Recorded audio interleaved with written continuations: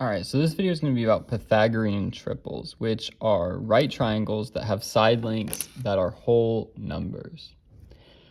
So just to review, the Pythagorean theorem is a squared plus b squared equals c squared, where a and b are your legs.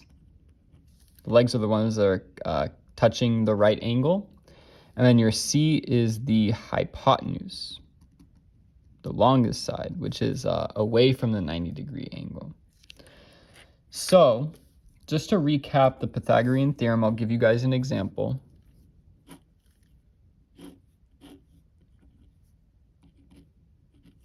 I'm going to be grabbing some questions from the classwork packet. So here we have 3, 4, and we need to find the other side. One more thing to note real quick is that you'll be seeing a lot of triangles this chapter, and it can be hard to remember when you should use Pythagorean theorem and when you should use special right triangles, right, that we went over in the last video. So just in general, if you know that your triangle is a 30, 60, 90, or in this case, right, this one would be a 45, 45, 90 because this is an isosceles right triangle. If you know that those angles are 30, 60, 90 or 45, 45, 90, use these special triangles, okay? Now, if you don't know anything about the angles, like we don't know anything about the angles for this one, which is what we're working on, then we'll have to use the Pythagorean theorem. So the Pythagorean theorem says a squared plus b squared equals c squared, where a and b are your legs. You can use them whichever way you want. I could call 3a and 4b, or I could call 4a and 3b. It doesn't matter. We'll get the same answer. So I'm going to call 4a and 3b. Once again, this 4 is a and 3 is b because these are our legs. C will be the hypotenuse up here. So we'll use the Pythagorean theorem. So we'll end up with, instead of a, we're going to plug in 4. So that would be 4 squared plus b, which should be 3 squared, equals c, which we still don't know, so I'm going to leave it as c squared. Now what we do is we try to solve for c. Treat c like it's x. So 4 squared is 16, plus 3 squared is 9, equals c squared. 16 plus 9 is 25, equals c squared. Now at this point, we have to square root both sides to get c by itself. So when I square root both sides, I find out that c equals 5. So here we have a triangle with sides 3, 4, and 5. This is the most popular Pythagorean triple. If you notice, there's no decimals here. There's no fractions, there's no radicals, no square roots or anything like that. This is a Pythagorean triple because it has side lengths that are whole numbers, 3, 4, 5. Sorry, a right triangle. It has to be a right triangle. I didn't mention that. So 3, 4, 5 is a very popular example of that. Let's do another example real quick. Practicing the Pythagorean theorem. So here we have one that's 8 and 6. So what we're going to do is, this is a, this is b, we don't know c. So a would be 8 squared plus b would be 6 squared equals c squared. 8 squared is 64 plus 6 squared is 36 equals c squared. So that's 100 is equal to c squared. Square root both sides to get c by itself. C equals 10. Okay. Let's do one more example using the Pythagorean theorem, because here's the deal. If you get stuck with the whole Pythagorean triple thing, you can always return to this. It'll take you a little bit longer, but you'll get the right answer. So let's do this one, where we have 3,000 and 4,000.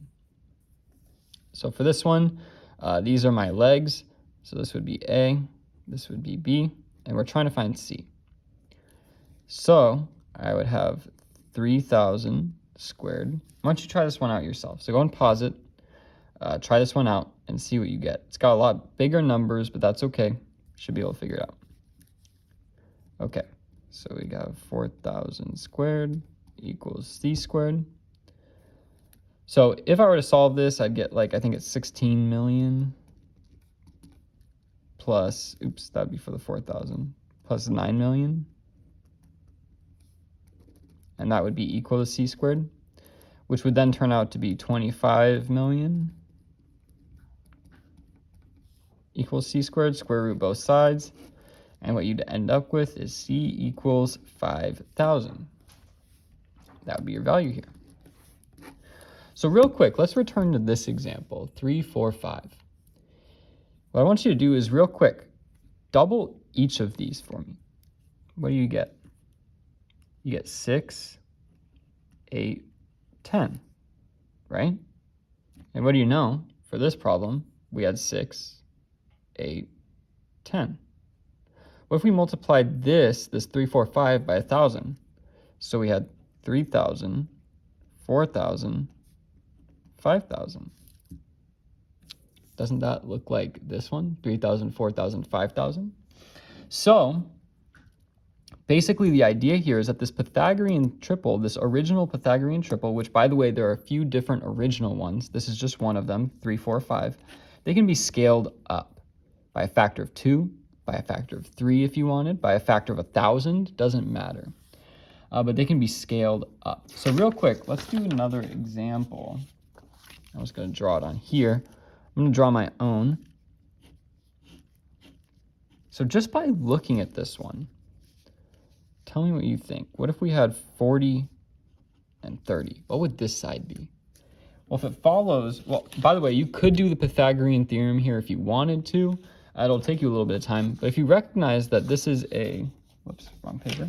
If you recognize that this is a 3, 4, 5, this should be 3, 4, 5 would go here. It's scaled up by a factor of 10, so that would be 50.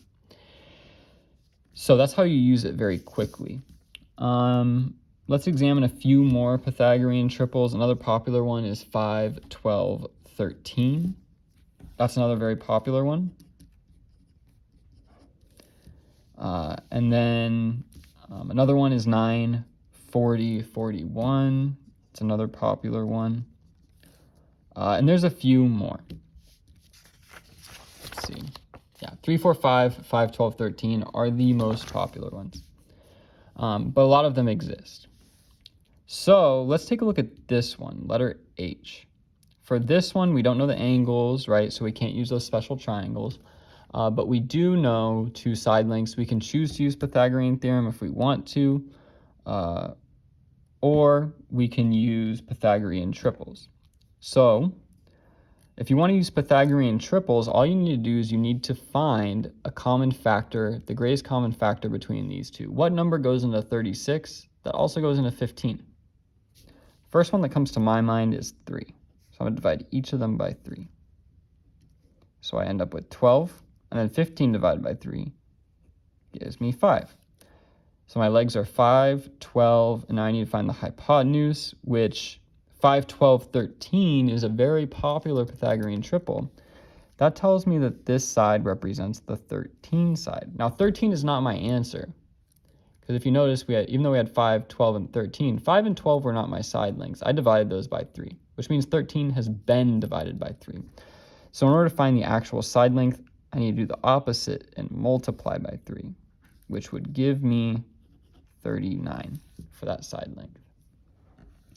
That being said, if you don't like the Pythagorean triple way, albeit it is very fast, you can still use the Pythagorean theorem, right? So this would be A, this would be B, and this would be C. So A squared plus B squared equals C squared.